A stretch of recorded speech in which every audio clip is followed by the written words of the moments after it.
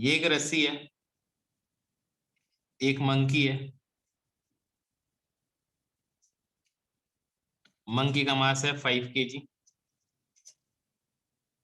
Monkey का acceleration ऊपर की तरफ है 2 मीटर पर second square. Find tension in the string.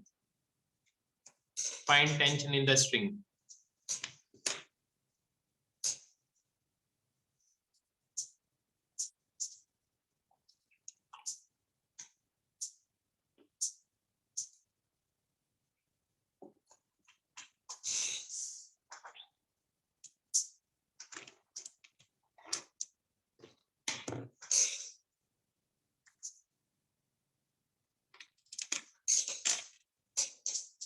Find tension in the string. ये देखो, जो मंकी है इसमें ऊपर की तरफ कौन फोर्स लगा रहा होगा? रस्सी लगा रही होगी। तो टी टेंशन ऊपर, mg फोर्स नीचे, एक्सेलरेशन ए ऊपर की तरफ, tension minus mg should be equal to ma। तो tension should be equal to what? mg plus a. तो टेंशन किसके बराबर आ गया? 60 न्यूटन आ गया। क्या लॉजिक समझ में आ गया? क्या लॉजिक समझ में आ गया?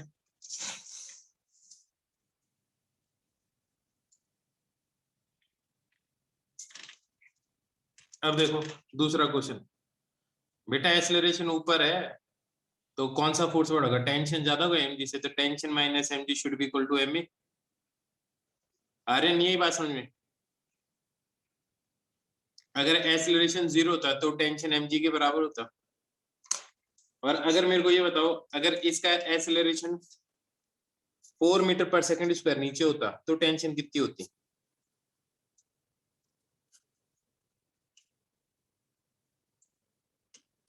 ये बताओ।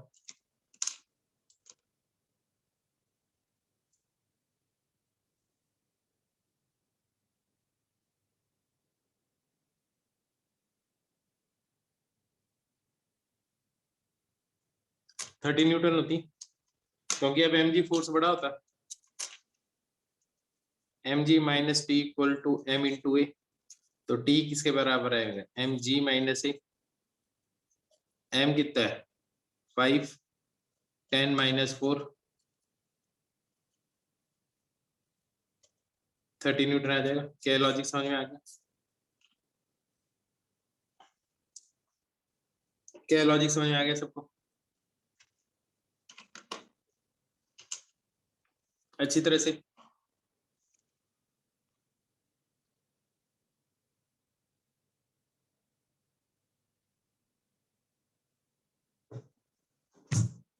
अब देखो,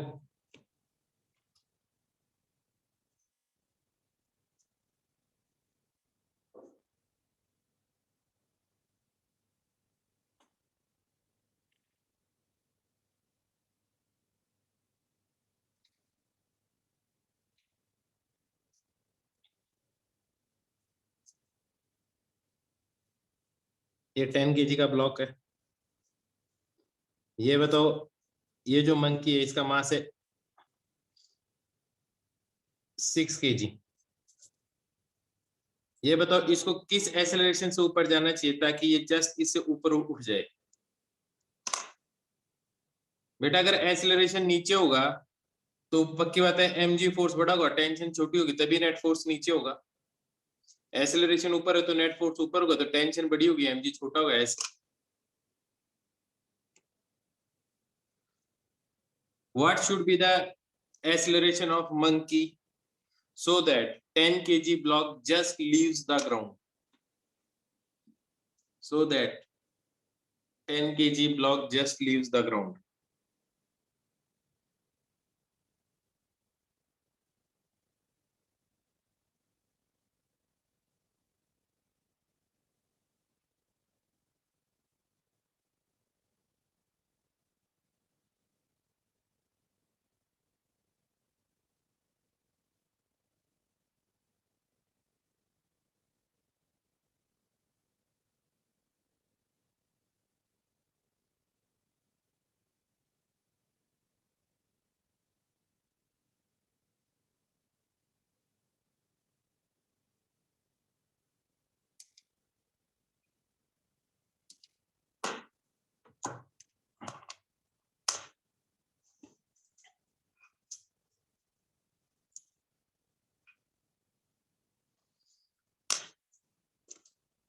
ये तो जस्ट इसको ऊपर लिफ्ट करने के लिए इसमें टेंशन कितनी होनी चाहिए? 100, ताकि नॉर्मल 0 हो जाए।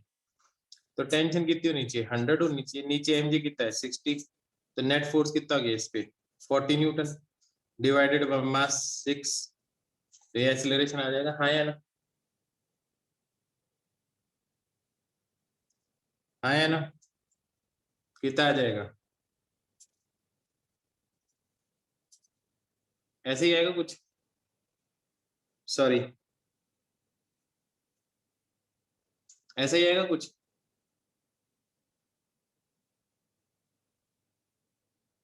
तो क्या आ जाएगा? 6.6 मीटर पर सेकंड स्क्वायर। क्या लॉजिक समझ में आ गया? क्या लॉजिक समझ में आ गया सबको?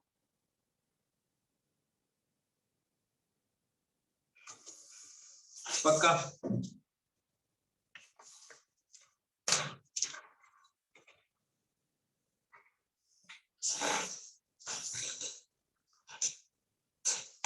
बेटा अगर ग्राउंड से जस्ट लिफ्ट हो जाए तो नॉर्मल क्या होगा, ये बता मेरे को।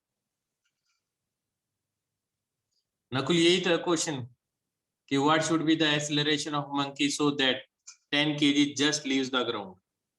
तो जब ग्राउंड ही लीव कर दिया तो नॉर्मल क्या हो जाएगा? 0 हो जाएगा। Yes sir. बस यही लॉजिक है।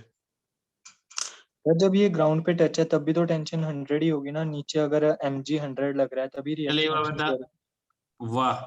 चल अब मेरे को बताना, अगर ये मंकी चल नहीं रहा, ऊपर चढ़ नहीं रहा, रुका हुआ है, तो रस्सी में टेंशन बताओ। If acceleration of monkey is 0, find tension in the spring या फाइंड टेंशन इन द रोप।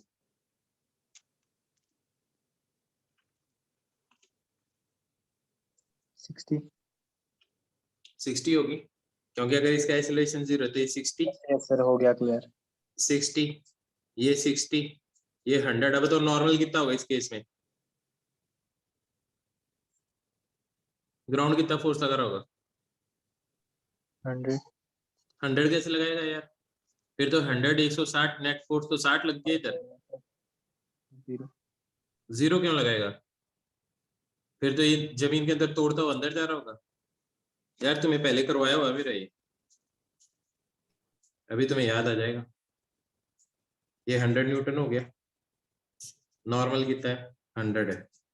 अगर मैं यहाँ पे फोर्स लगाने लग जाऊँ 10 न्यूटन का, तो नॉर्मल कितना हो जाएगा? 90। Normal yes. सेल्फ एडजस्टिंग होता है। ये कर दिया 20, ये कितना हो जाएगा?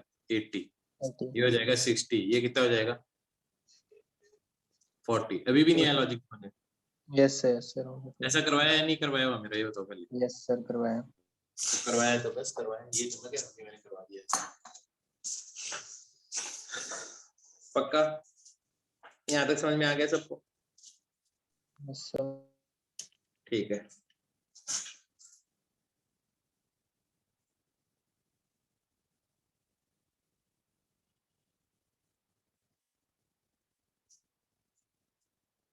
ये एक ब्लॉक है 5 kg का, ये एक मंकी है 5 kg का।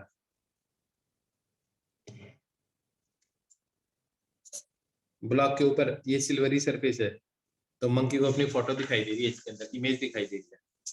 अगर ये मंकी ऊपर चढ़ना शुरू करे तो क्या होगा, ये बताओ। अगर मंकी का एक्सेलरेशन ऊपर की तरफ 2 मीटर पर सेकंड स्क्वायर हो जाए, तो इस ब्लॉक का एक्सेलरेशन क्या होगा और किधर होगा?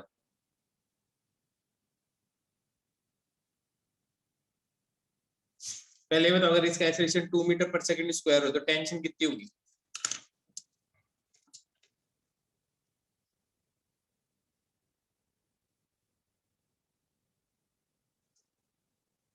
बताओ बेटा।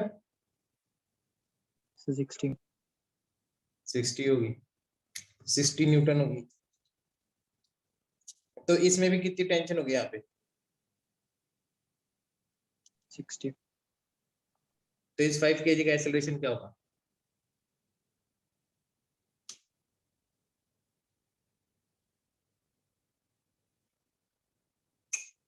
5 kg का एक्सेलरेशन क्या होगा?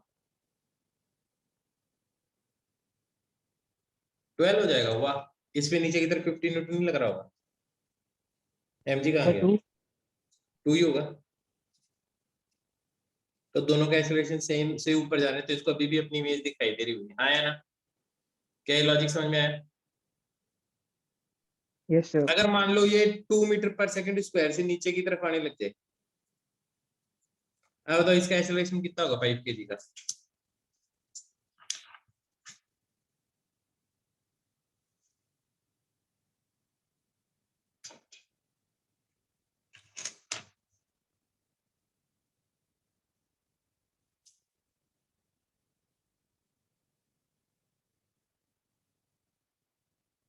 इसका भी नीचे की तरफ 2 ही होगा। तो इस मंकी को हमेशा अपनी इमेज देखनी पड़ेगी, कोई ऑप्शन ही नहीं है इसके पास। और अगर ये रस्सी को छोड़ दे तो इसका एक्सेलरेशन जी से फॉल होगा, इसमें टेंशन जीरो, ये भी जी से फॉल होगा, तो भी इसको अपनी इमेज देखनी पड़ेगी। क्या बात समझ में आई है? नहीं है?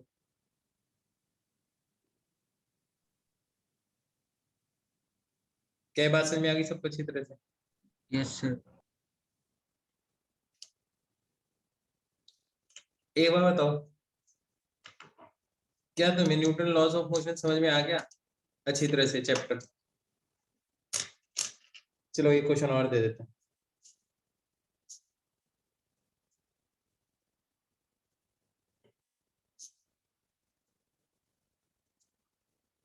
ये दीवार है, इस दीवार पे टकराने के बाद में ये ब्लॉक रुक जाता है। Find the impulse provided by the wall. Find the impulse provided by wall. टकराने के बाद इसकी वेलोसिटी 0 हो जाती है।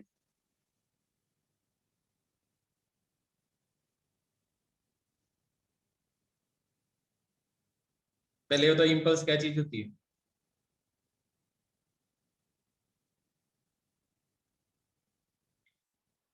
डेल्टा।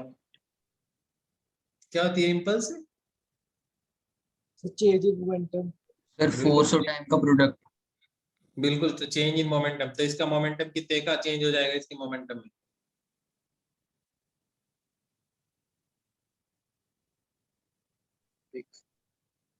सिक्स का चेंज हो जाएगा।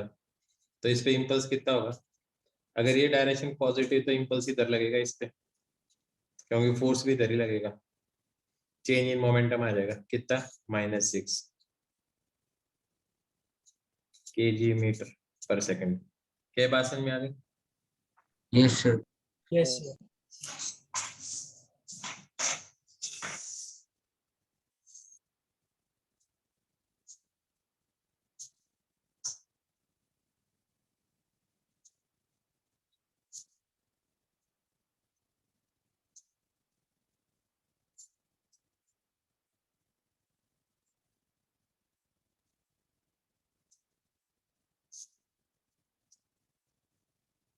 अब बताओ कितना इंपल्स होगा?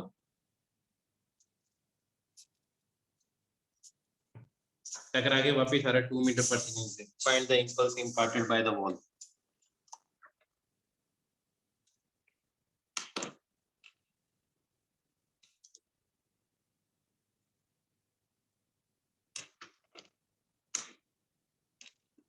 Find the impulse imparted by the wall.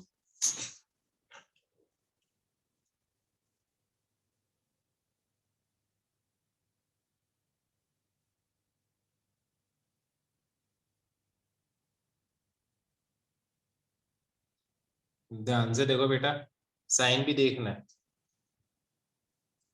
Nakul, momentum vector quantity है भाई।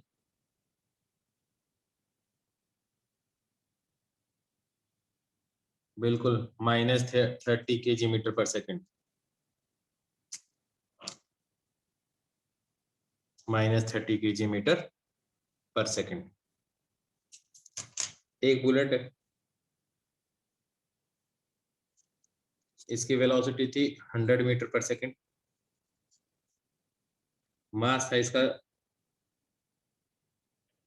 200 ग्राम।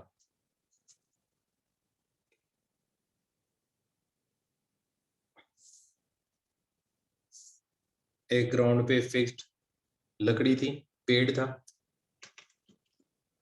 पेड़ के अंदर ये जाती है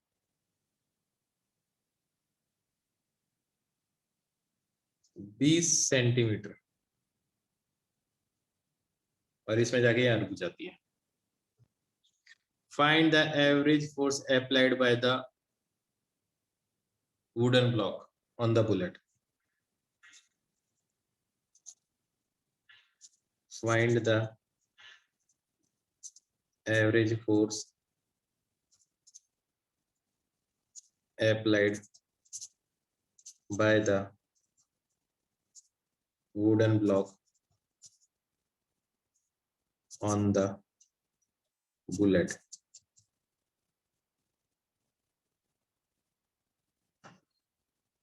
क्वेश्चन समझ में आ गया? क्वेश्चन समझ में आ गया ना सबको?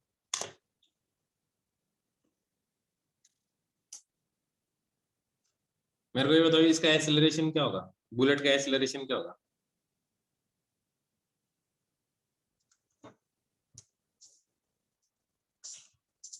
काइनेमेटिक इक्वेशन लगाओ, v square minus u square equal to 2as। Final velocity 0, u square कितना है 100, 2as कितना है 20/100 मीटर। आया ना?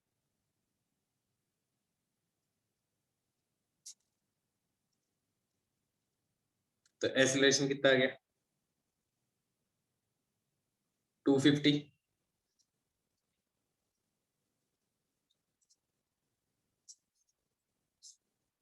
आया ना?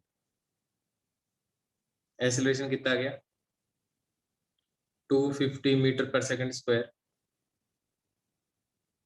एक्सक्यूज मी सर, हाँ तो जो यूएस है वो 100 था, तो 100 के स्क्वायर से 4 जीरो आएगा ना सर? क्या आपने- होगा? सर जो लेफ्ट साइड सर आपने यू स्क्वायर किया सर, वहाँ पे 10,000 आएगा ना, क्योंकि सर यू 100 मीटर पर सेकंड। अरे यार गलती हो गई, सही बोल रहा है एकदम। तो क्या आ जाएगा, ए कितना आ जाएगा 2500। यही आएगा क्या? Yes sir. ये आएगा। Yes sir. मास कितना है इसका 200 ग्राम। m इंटू ए क्या होगा फोर्स, ये सर आएगा। वहाँ 20/100 क्यों किया सर, वो भी बता दो क्या सर। 20/100 20/100 कहाँ किया है यार? सर, वो नीचे की 2as तो ये मीटर में होनी चाहिए ना। 20 सेंटीमीटर का मतलब क्या है 20/100, इतना Yes, मीटर हो sir, गया ना। यूनिट का तो ध्यान रखना ही पड़ेगा। F equal to ma।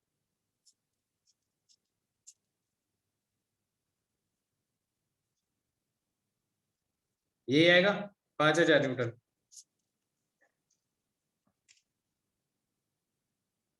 क्या लॉजिक समझ में आ गया? Yes sir. अब ऐसे क्वेश्चन कर लोगे आराम से।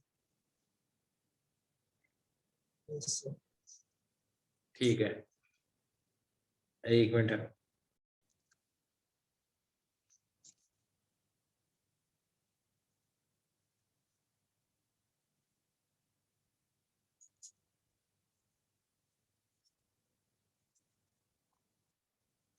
फ्रिक्शन सबसे पहले कैसा फोर्स है? कांटेक्ट फोर्स है। कांटेक्ट फोर्स का कंपोनेंट है किसके along, along the surface of contact। friction it is component of contact force along the surface of contact। क्या लॉजिक समझ में आ गया? क्या लॉजिक समझ में आ गया सबको? अब देखो नेचर कैसा है इसका, it is electromagnetic in nature.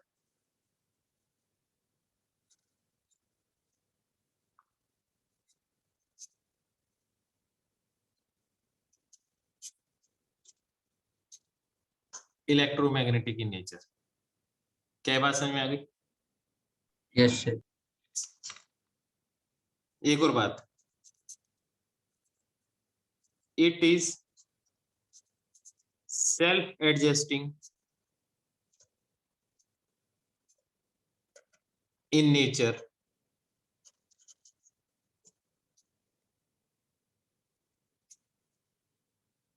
Up till a limit. एक लिमिट तक ये क्या है, सेल्फ एडजस्टिंग। क्या बात समझ में आ गई? अब देखो,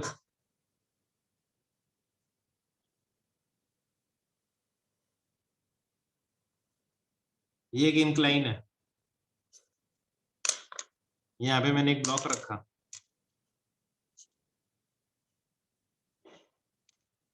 एम मास। ये बताओ इस पे फ्रिक्शन किधर लग रहा होगा? अनम्यूट करके बता सकते हैं इस पे फ्रिक्शन किधर लग रहा होगा? सर ऊपर की तरफ। इधर लग रहा होगा? नहीं सर, स्लोप के लॉन्ग ऊपर की तरफ। ऐसे बोलो ना, इधर लग रहा होगा, हाँ या ना? Yes sir. अब सुनो, ये बात सही है एकदम। अभी इस पे फ्रिक्शन किधर लग रहा होगा?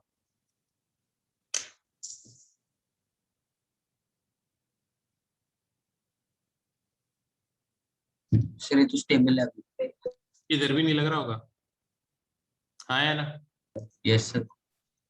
अगर मैंने इस पे फोर्स इधर लगा दिया, अब इस पे फ्रिक्शन किधर लग रहा होगा? Sir opposite. सर पीछे की तरफ। पीछे की तरफ लग रहा होगा। तो अब एक चीज समझ लो, सबसे पहले फ्रिक्शन दो टाइप का है।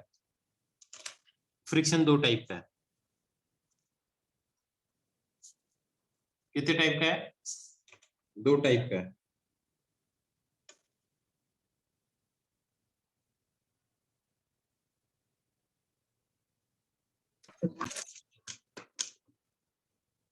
अब देखो ये दो टाइप का क्या है, एक है स्टैटिक फ्रिक्शन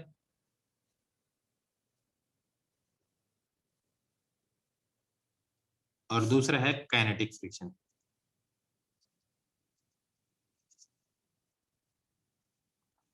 स्टैटिक फ्रिक्शन कब होगा? जब दो सरफेसेस जो कांटेक्ट में है ना, एक दूसरे के रिलेटिव मूव ना करें। Friction acting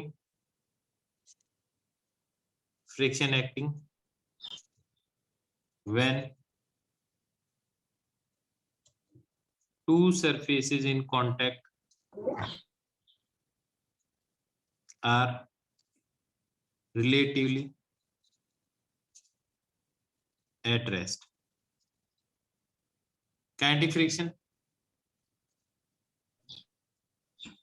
friction acting when two surfaces in contact moves relative to each other.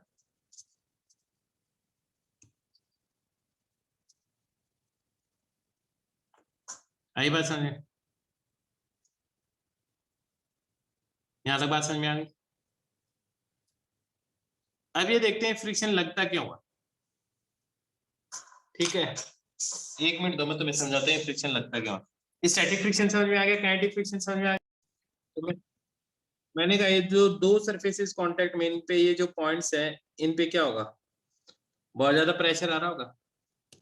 Room temperature पे इनमें कोल्ड वेल्डिंग हो जाती है। कोल्ड वेल्डिंग समझते हो? जैसे बर्फ के दो टुकड़ों को पकड़ के यूं चिपका दो, चिपक जाते हैं दोनों। Yes sir. तो इन दोनों के बीच में क्या हो जाएगी? कोल्ड वेल्डिंग हो जाएगी। ध्यान से सुनना, एक ही बार समझाऊंगा। कोल्ड वेल्डिंग हो गई तो ये दोनों आपस में जुड़ गए। ठीक है, आज जब ये कोल्ड वेल्डिंग हो गई तो ये बताओ ये कोल्ड वेल्डिंग कितनी स्ट्रांग होगी? किस बात पे डिपेंड करेगी cold welding? Sir room temperature. Room temperature पे क्यों करेगी? जब कोल्ड वेल्डिंग हो रही है मतलब हीट करके दोनों को जोड़ने की जरूरत नहीं है। इन पे कितना प्रेशर लग रहा है, अब इस पे उतना ही ज्यादा प्रेशर लगेगा जितना इसका ज्यादा मास होगा, हाँ है ना। Yes, sir. तो Yes, कोल्ड sir. वेल्डिंग किस पे डिपेंड कर रही है सबसे पहले, So pressure पे.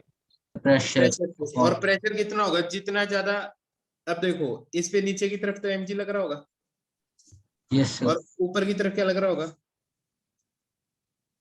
Normal. नॉर्मल उतना ही ज्यादा होगा जितना ज्यादा mg होगा अगर ये सरफेस रुकी हुई है तो, हाँ या ना, Yes, sir. Yes, अगर sir. ये मास रुका हुआ है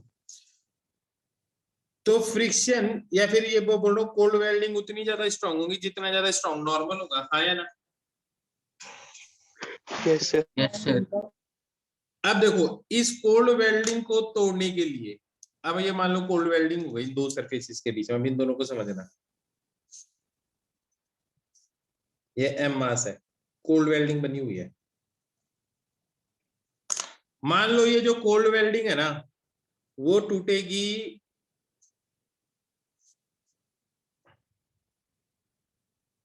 50 न्यूटन पे, मतलब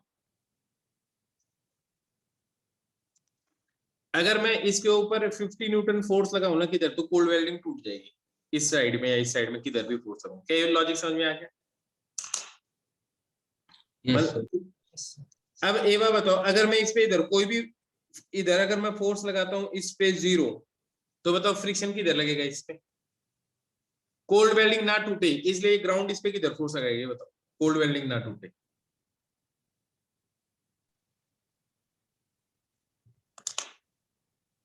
ये पीछे की तरफ लगाएगा, कितना फ्रिक्शन लगेगा ये? अगर ये 0 तो ये भी 0।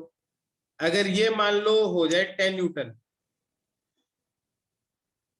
तो ये कोल्ड वेल्डिंग कितना फोर्स लगाएगी ये बताओ, तो Second. 0 है तो कोई फ्रिक्शन नहीं एक्ट कर रहा, अब कितना फोर्स करेगी,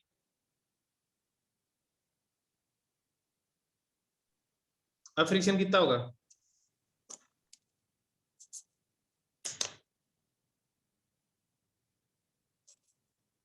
बोलो भाई।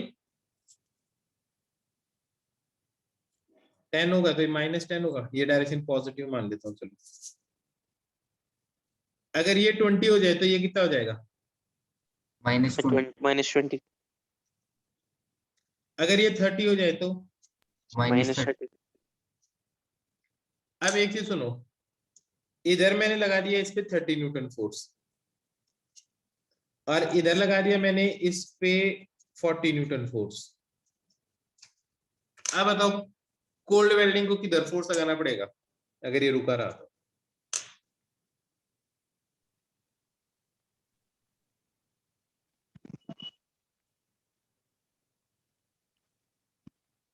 +10, बहुत बढ़िया, क्योंकि इन दोनों का नेट फोर्स 10 इधर लगेगा तो इसको रोकने के लिए कोल्ड वेल्डिंग इस पे पीछे की तरफ फोर्स लगाएगी। क्या लॉजिक समझ में आ गया सबको? भाई इन दोनों का नेट फोर्स देख लो तो फ्रिक्शन आ जाएगा अपने आप ही, हाँ या ना।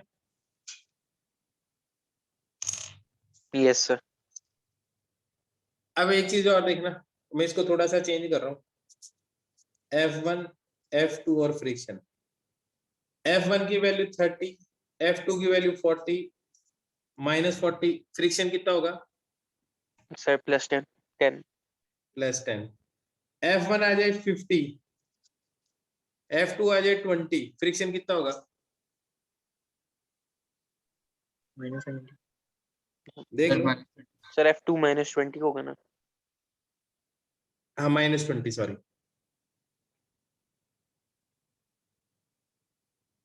फ्रिक्शन कितना आएगा,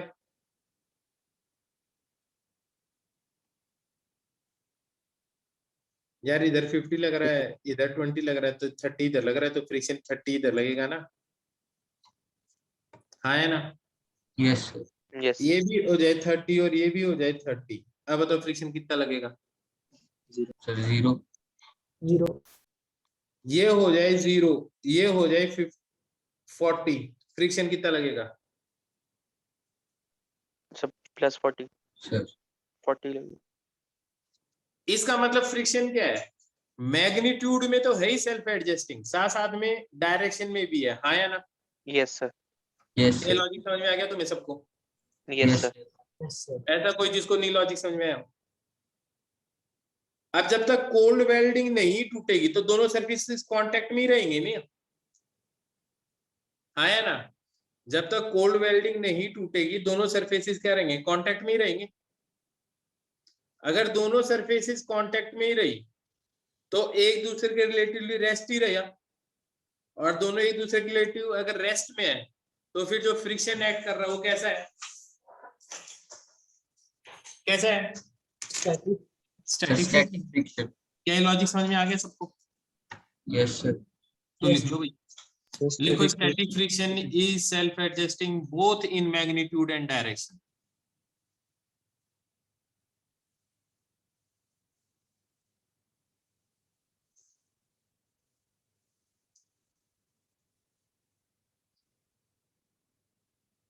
Static friction is self-adjusting both in magnitude and direction. ये एग्जांपल बना लो।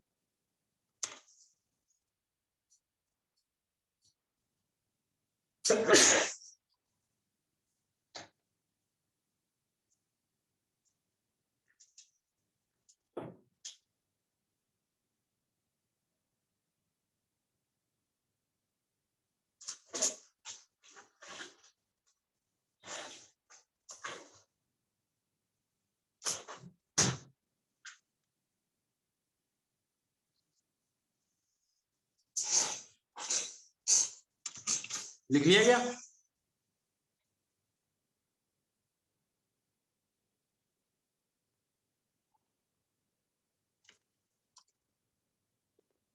अब देखो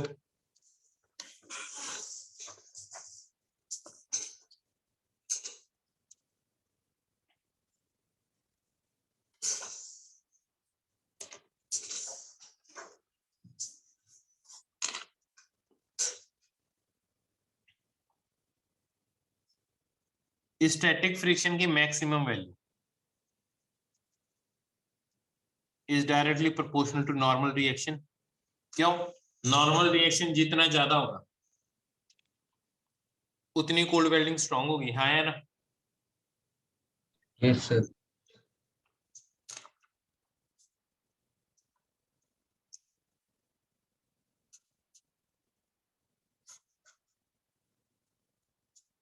म्यू एस को बोलते हैं कोएफिशिएंट ऑफ स्टैटिक फ्रिक्शन।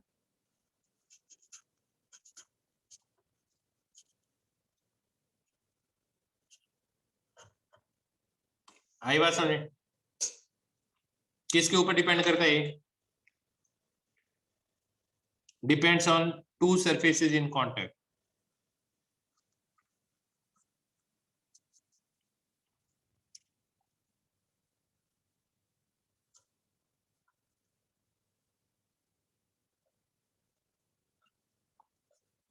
क्या लॉजिक समझ में आ गया?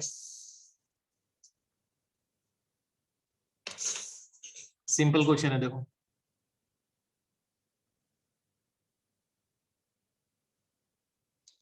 ये एक ब्लॉक है 5 kg का,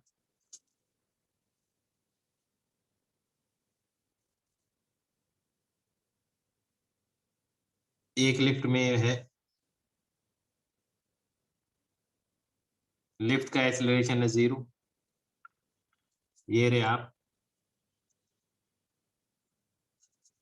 म्यू की वैल्यू है 0.2। एक बार बताओ, आपको कोल्ड वेल्डिंग तोड़ने के लिए कितना फोर्स लगाना पड़ेगा?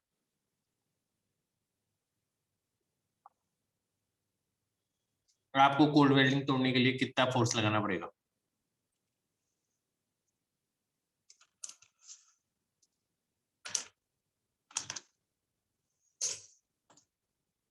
नॉर्मल निकाल सकते हो?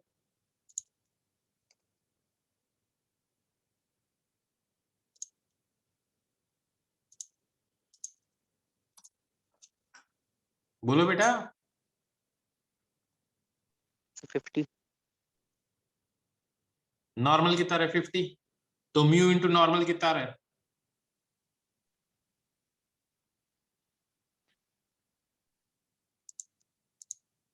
10। 10 आ रहा है। तो आपको कितना फोर्स लगाना पड़ेगा इसको? चलाने के लिए? 10 कोल्ड वेल्डिंग तोड़ने के लिए कितना 10 फोर्स Newton. लगना पड़ेगा? So 10. कितना? 10। अब मेरे को ये बात, अगर इसके ऊपर मैंने एक 3 kg का ब्लॉक और रख दिया, अब बताओ आपको इसको चलाने के लिए कितना फोर्स लगाना पड़ेगा?16 16 न्यूटन लगाना पड़ेगा। क्यों? इन दोनों सरफेसेस के बीच का ये नॉर्मल बढ़ गया होगा, ये 80 न्यूटन हो गया होगा। हाँ या ना? क्या बात समझ में आई?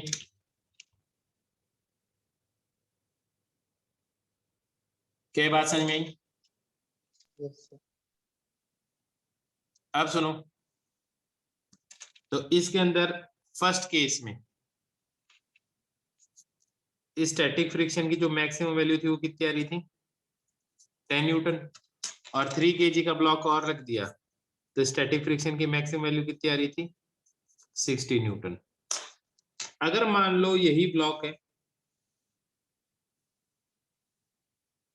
देखो अभी तुम्हें फील भी आएगी इस बात की,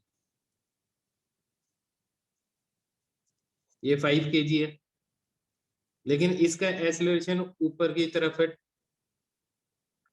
2 मीटर पर सेकंड स्क्वायर। अब आप बताओ आपको इस पे कितना फोर्स लगाना पड़ेगा? म्यू की वैल्यू 0.2 ही है ताकि ये जस्ट हो जाए। स्टैटिक फ्रिक्शन की मैक्सिमम वैल्यू कितनी आएगी?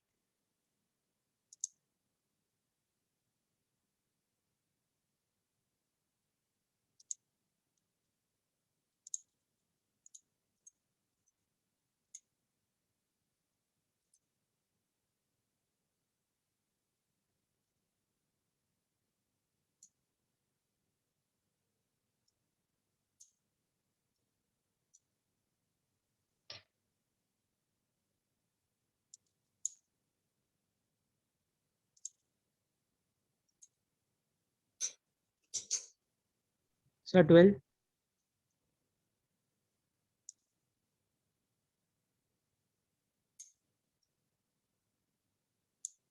12। देखते हैं नॉर्मल कितना रहा इस केस में। नॉर्मल कितना आ जाएगा? 16 न्यूटन आ जाएगा। बेटा जी बात समझ में आ रही है? नॉर्मल कितना रहा है? यार तुम बोलते क्यों नहीं हो? क्या प्रॉब्लम है तुम्हें? 16 न्यूटन है तो एफ स्टैटिक की मैक्सिमम वैल्यू कितनी आ जाएगी? 12 न्यूटन। बताओ अगर मैंने इसके ऊपर यहाँ पे 3 kg और रख दिया, अब स्टैटिक फ्रिक्शन की मैक्सिमम वैल्यू क्या होगी?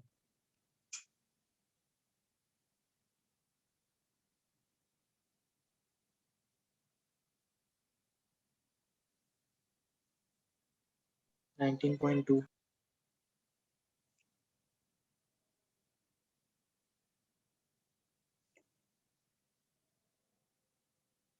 नॉर्मल कितना रहा?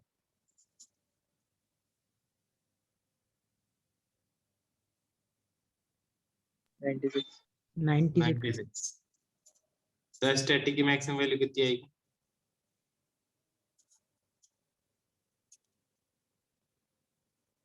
कितना रहा ये सॉल्व हो गया? 19.2। 19.2 आ रहा है। Yes, sir.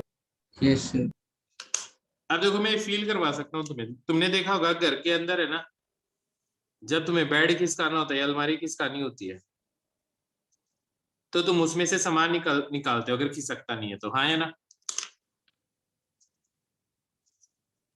कभी फील किया ऐसा? अलमारी को खिसकाना है, खिसक नहीं रही, तो तुम क्या करते हो? इसके अंदर से सामान निकालते हो। ये बताओ सामान निकालने से क्या होगा? क्या चेंज आएगा? सर मास कम हो जाएगा। मास कम होने से क्या हो जाएगा? सर जो सर प्रेशर कम हो जाएगा जो सर ग्राउंड। नॉर्मल कम हो जाएगा। नॉर्मल कम होने से क्या हो जाएगा? कोल्ड वेल्डिंग क्या हो जाएगी? वीक हो जाएगी। कोल्ड वेल्डिंग वीक हो जाएगी, तब कोल्ड वेल्डिंग को तोड़ना आसान हो गया। हाँ या ना? तो हमने देखा है ना, डे टू डे लाइफ में भी देखा है कि जब कोई चीज की शक्ति नहीं है तो हम क्या करते हैं, उसका मास कम करते हैं। भाई मास कम करने से क्या फर्क पड़ेगा, नॉर्मल कम हो जाएगा, नॉर्मल कम होने से क्या हो जाएगा, कोल्ड वेल्डिंग कम हो जाएगी, कोल्ड वेल्डिंग कम होने से क्या होगा, बोलो बोलो, कोल्ड वेल्डिंग कम होने से क्या हो जाएगा, सर कम फोर्स लगेगी। बिल्कुल अप्लाइड फोर्स कम करना पड़ेगा कोल्ड वेल्डिंग को तोड़ने के लिए। ये स्टैटिक फ्रिक्शन की मैक्सिमम वैल्यू होती है, ये स्टैटिक फ्रिक्शन की मैक्सिमम वैल्यू होती है, दैट इज स्टैटिक फ्रिक्शन की जो मैक्सिमम वैल्यू होती है वो किसके बराबर होती है, म्यू एस इनटू एन। इसको और क्या बोलते हैं, लिमिटिंग फ्रिक्शन भी बोलते हैं, क्या बोलते हैं,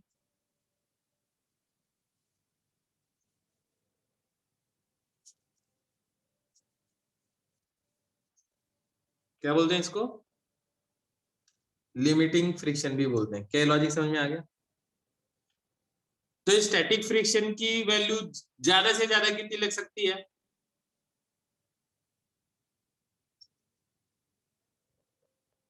म्यू एस इंटू एन, और कम से कम 0, क्योंकि सेल्फ एडजस्टिंग है। लेकिन एडजस्ट एक लिमिट तक ही होगा, कौन सी लिमिट तक,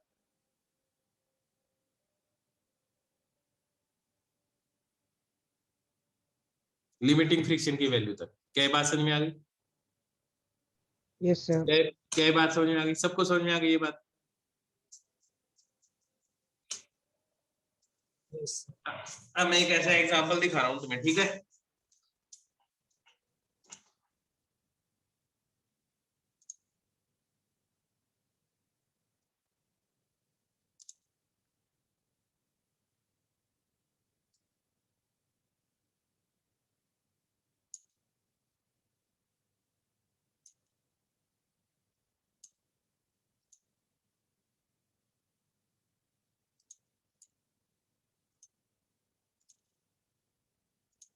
स्क्रीन शेयर हो रही है, Yes, sir. अब देखो मास अगर कम कर दूं, अभी देखो 5 kg है, इसको चलाने के लिए कितना फोर्स लगाना पड़ेगा मेरे को, ये बताओ।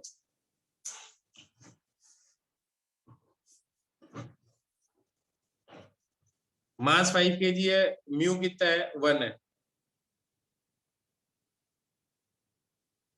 फ्रिक्शन की, स्टैटिक फ्रिक्शन की वैल्यू कितनी लगेगी,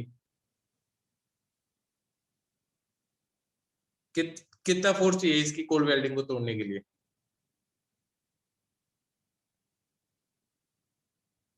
यार तुम बोल ही नहीं रहे हो।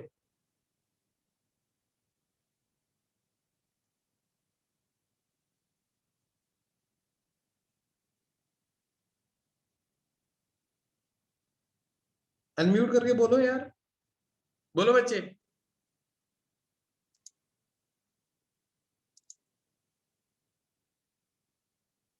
नॉर्मल कितना है 50, म्यू कितना है 1, तो कितना फ्रिक्शन चाहिए 50 यार, कर क्या रहे हो तुम। अब देखो मैं ये फोर्स लगा रहा हूँ 50 न्यूटन, अभी 2 न्यूटन लग रहा है, 4 लग रहा है। अब देखो जितना फोर्स मैं लगा रहा हूँ उतना ही फ्रिक्शन लग रहा है, देखो, हाँ या ना। इस Yes, केस sir. में चल ही नहीं सकता। अब ये तो अगर मैं म्यू की वैल्यू 0.5 कर दूं तो क्या ये चलेगा,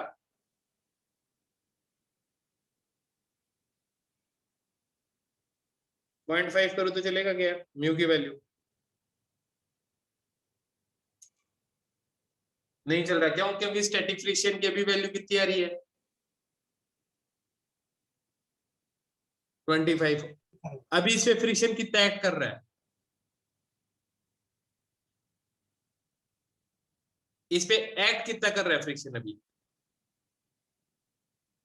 20, क्योंकि सेल्फ एडजस्टिंग, मैंने 20 लगा रखा तो 20 ही होगा। अब देखो अगर मैं 0.4 कर दूं तो क्या ये चलेगा, शायद जस्ट टूटने वाली सिचुएशन आ जाएगी, है ना, कोल्ड वेल्डिंग।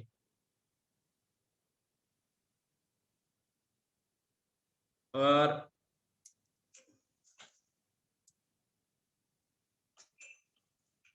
देखना जैसे ही 0.4 से कम करूंगा ना,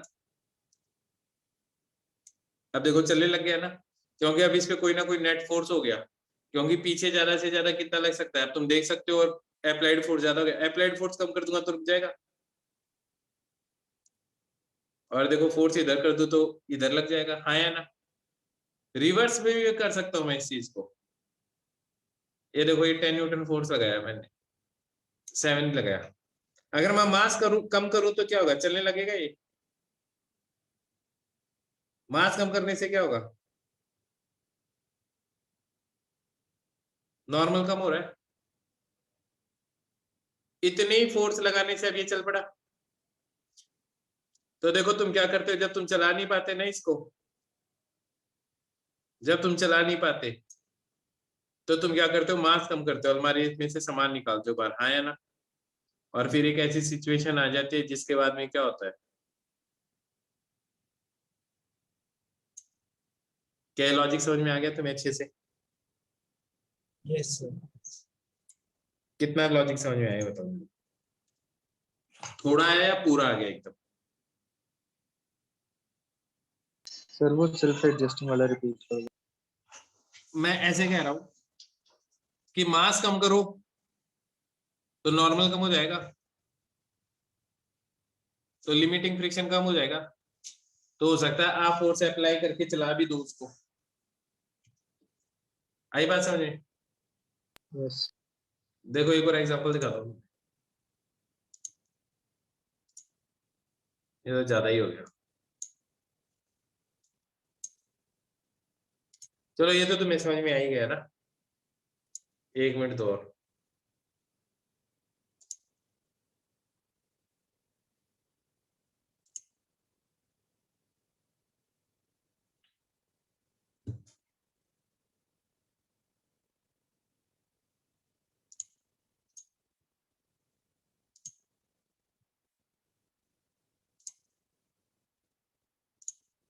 अब देखो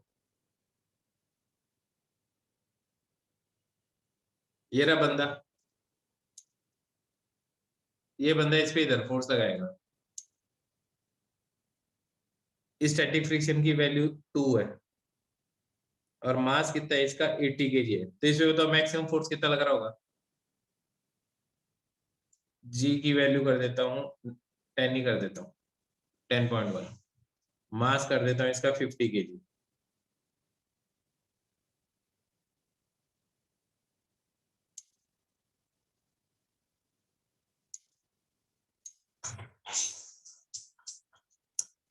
अब बताओ फ्रिक्शन कितना लग रहा होगा इस पे, मैक्सिमम फ्रिक्शन कितना लग सकता है इस पे?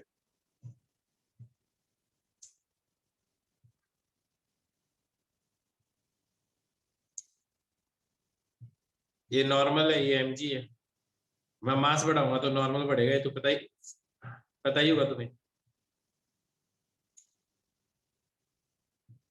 स्टैटिक फ्रिक्शन की मैक्सिमम वैल्यू कितनी आ रही है, 1000 आ रही है।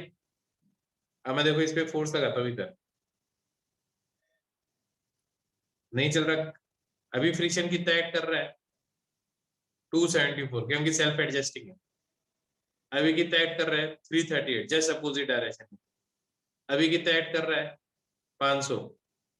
अभी 600, 700, 800, 900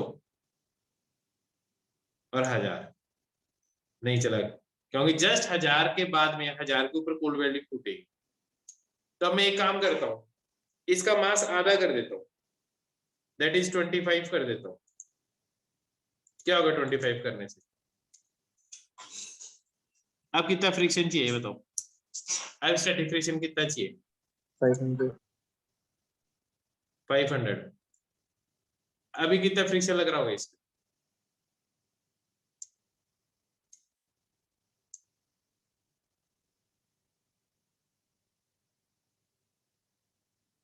फाइव 500 के बाद में चलेगा ये?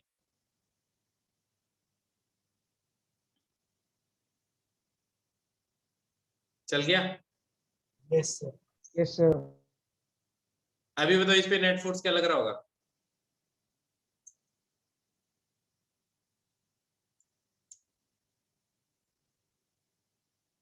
अभी बताओ इस पे नेट फोर्स क्या लग रहा होगा? 500 applied force minus friction force, हाँ या ना? Yes sir. ठीक है। ए बा बताओ, आज जो पढ़ाया वो समझ में आया तुम्हें? सर अभी खत्म नहीं हुआ। एक चीज और लिखो, काइनेटिक फ्रिक्शन।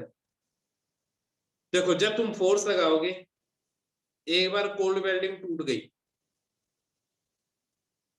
एक बार कोल्ड वेल्डिंग टूट गई तो क्या होगा उसके बाद में? अब दोनों सरफेसेस क्या है, रिलेटिव मोशन में। तो अगर अब इसकी वेलोसिटी इधर होगी तो इस पे फ्रिक्शन किधर लगेगा? पीछे की तरफ। क्यों? क्योंकि जो मोशन को अब ये जो इसके अंदर माउंटेन्स एंड वैलीज होंगे, दैट इज एलिवेशंस, रिजेस होंगी ऐसी, हाँ या ना? ये एक दूसरे के मोशन को ऐसे इनहिबिट करेंगे चलते टाइम, हाँ या ना? यूं जैसे ये फिंगर्स इसके ऊपर चल रही है तो इसके मोशन को इनहिबिट कर रही है ना नीचे वाला हाथ, हाँ या ना? Yes sir. तो इसके अंदर क्या है, ये जो माउंटेन्स एंड वैलीज या डिप्रेशंस और एलिवेशंस हैं, एक दूसरे के मोशन को क्या करेंगे? इनहिबिट करेंगे, हाँ या ना? रोकने की कोशिश करेंगे। तो ये बताओ काइनेटिक फ्रिक्शन की डायरेक्शन कौन सी होगी? पहले तो ये बताओ, अगर ये चीज इधर जा रही है तो माउंटेन्स वैलीज इस पे किधर फोर्स लगाएंगे इसको रोकने के लिए? पीछे की तरफ। अगर ये इधर जाए तो माउंटेन्स एंड वैलीज इस पे किधर फोर्स लगाएगी?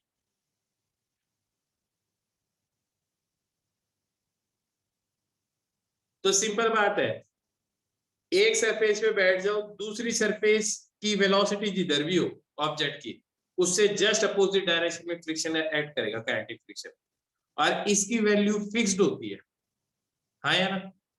इसकी वैल्यू क्या होती है? फिक्स्ड होती है। और इसकी वैल्यू कितनी होती है काइनेटिक फ्रिक्शन की? म्यू के इंटू एन। म्यू के क्या है? Coefficient of kinetic friction.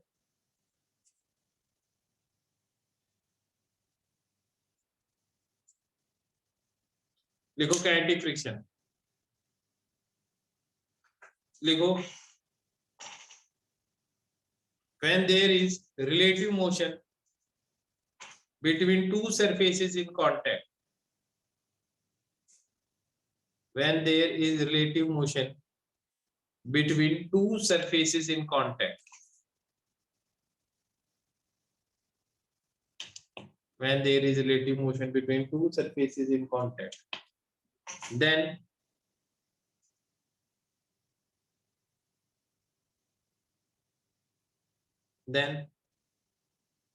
the depression and elevation, then the depression and elevation between the two surfaces inhibits the relative motion. Then the depression and elevation between the two surfaces inhibits their relative motion.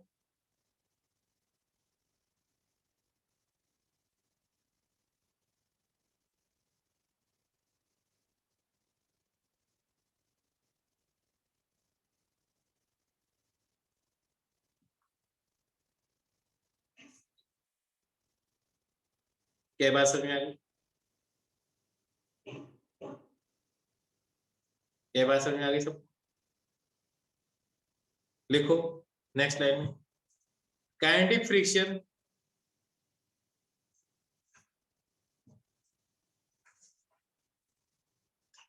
always acts,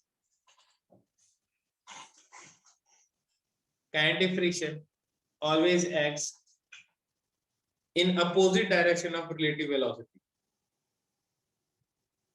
Kinetic friction always acts in opposite direction of relative velocity.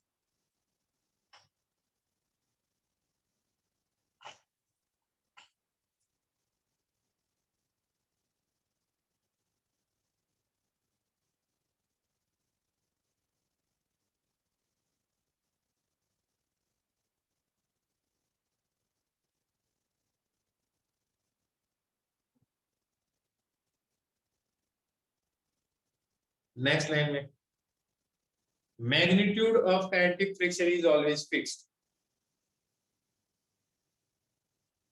Magnitude of kinetic friction is always fixed, that it is not self adjusting in nature. और इसकी value किसके बराबर होती है, mu के into an.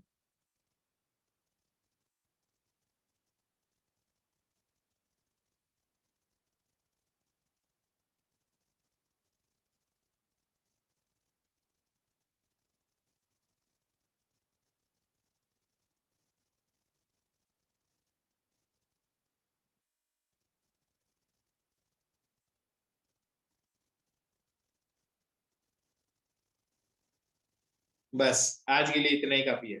आज जो पढ़ाया वो समझ में आ गया तुम्हें? यस